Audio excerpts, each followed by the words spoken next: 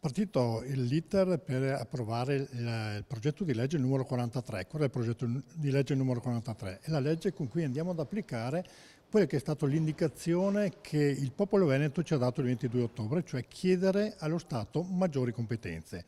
Sono 23 le competenze che chiediamo di essere devolute verso la Regione e questo progetto di legge avvia l'iter.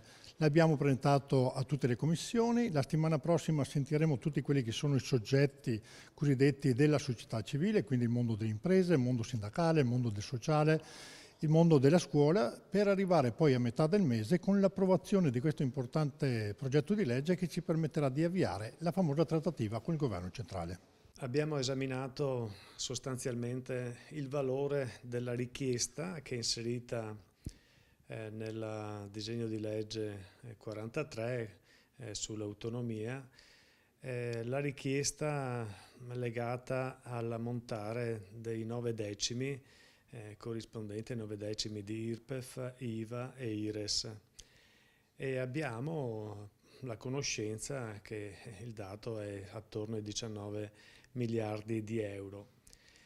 Però ci aspettavamo pareri che a volte ci sono tra pareri regionali e pareri conoscenza, e cioè se chiediamo le 23 materie, quant'è il costo di queste 23 materie?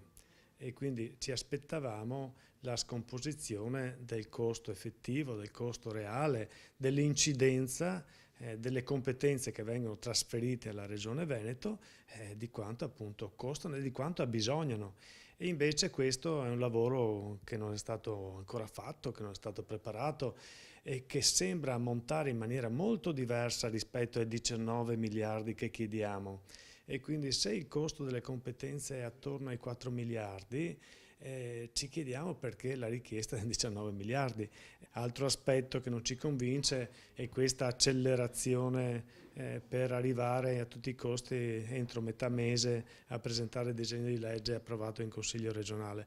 Forse appunto sarebbe meglio rinforzare le motivazioni delle competenze che chiediamo, magari anche con uno studio analitico del costo, in modo tale da rendere veritiera e seria la trattativa che poi appunto partirà a livello centrale. Il disegno di legge che oggi è stato qui presentato contiene, direi, le linee guida di quello che si intende fare. È evidente che non ci sono precedenti sul punto e questo ha una sua rilevanza.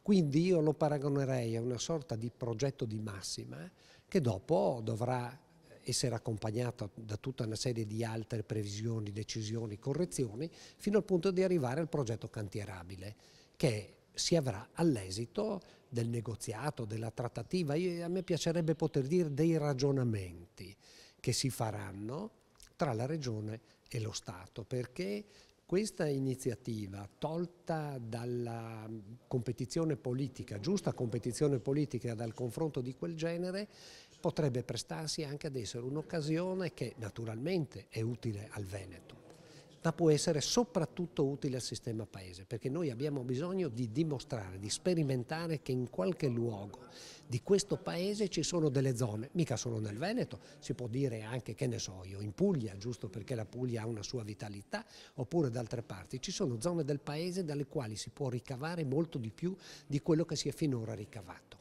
La Regione è quella di mettere sul tavolo a Roma quello che delibererà e dopo affrontare in modo sereno, serio, competente il confronto con lo Stato.